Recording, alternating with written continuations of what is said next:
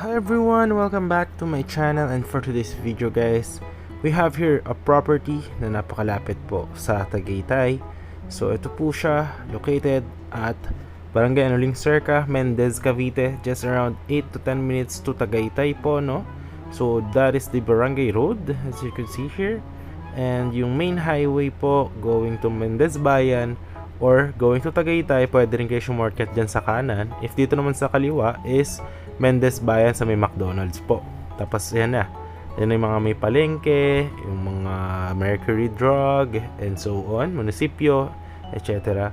And this is the property na magkakaroon po siya ng big concrete roads with drainages, perimeter fences, parks and playground, lands for water and electricity, and no required house design po siya.